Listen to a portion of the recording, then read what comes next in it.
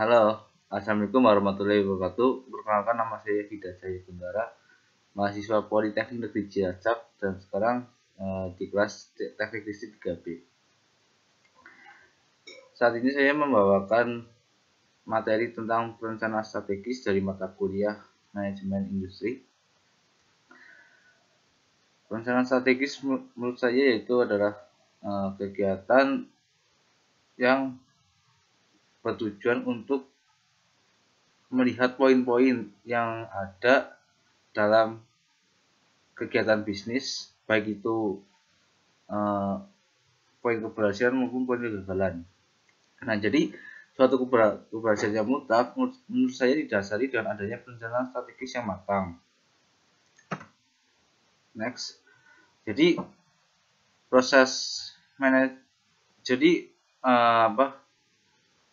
dari perencanaan strategis yaitu proses manajerial untuk mengembangkan dan mempertahankan kesesuaian yang menghasilkan keberhasilan antara tujuan, keahlian, dan sumber daya organisasi dengan jumlah peluang pasar yang terus berubah. Lanjut. Perencanaan strategis bertujuan untuk membentuk serta menyempurnakan bisnis dan produk perusahaan sehingga mampu mencapai sasaran laba dan pertumbuhan permintaan barang dan jasa.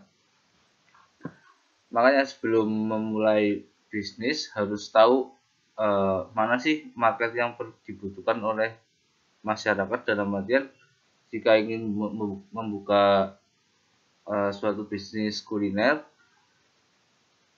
setidaknya tahu mana yang belum ada bisnis tersebut dan kira-kira masyarakat berminat untuk beli ini dengan catatan nama yang menarik dan strategi marketing yang bagus.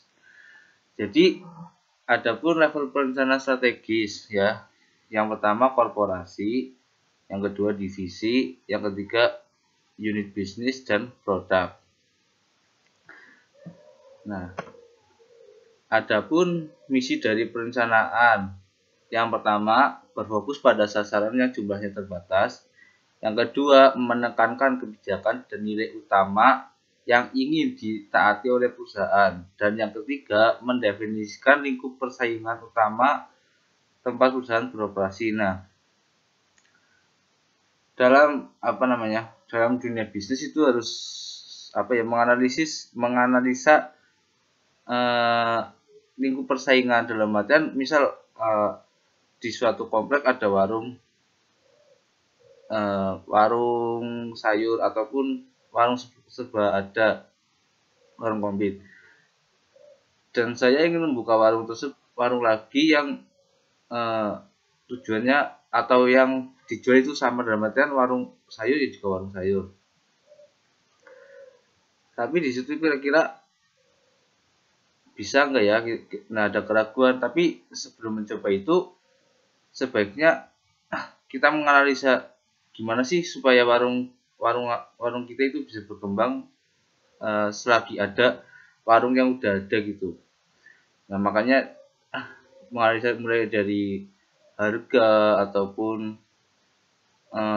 dengan promosi-promosi yang ada, ataupun dengan selalu menawarkan produk-produk yang masih segar, dalam artian sayuran yang masih segar ataupun lebih komplit. Jadi mungkin walaupun warung itu baru dan barang yang dijual itu sama, masyarakat mungkin konsumen akan lebih tertarik dengan warung yang baru karena lebih komplit, seperti itu menurut saya. Next. Nah, adapun langkah-langkah dalam proses perencanaan pemasaran. Yang pertama yaitu menganalisa peluang pasar, yang kedua menyusun strategi pemasaran. Nah, menyusun strategi pemasaran itu apa saja sih? Yang pertama tempat usahanya, yang kedua itu cara mempromosikannya, yang ketiga itu nama merek. Biasanya yang paling menarik itu adalah nama merek dan kesesuaian dengan, misal ada poster barang tersebut, jadi yang di poster sama yang realnya itu harusnya sama. Jadi masyarakat tidak kecewa dengan tidak berekspektasi terlalu tinggi terhadap pose tersebut. Itu yang dinamakan menurut saya menyusun strategi pemasaran. Dan bahasa-bahasa promosi itu sangat dibutuhkan. Yang ketiga yaitu merencanakan program pemasaran. Yang keempat, mengelola usaha pemasaran. Dan dalam mengelola usaha pemasaran itu ada 3 poin penting, yaitu pengendalian rencana tahunan, pengendalian profitabilitas, pengendalian strategis. Ya, yang perlu dianalisa selain hal tersebut itu ada profit, benefit maupun hal-hal yang mendukung mendukung usaha itu berkembang. Nah, ini ada isi rencana pemasaran yang bernama ikhtisar eksekutif dan daftar isi. Yang ketiga, situasi pemasaran saat ini. Yang keempat, analisa peluang dan isi serta tujuan, strategi pemasaran, program tindakan, proyeksi keuangan, pengendalian penerapan. Nah, ini adalah proses manajemen pemasaran dimulai dari mendesain produk, purchasing, proses produksi itu dalam lingkup membuat produk.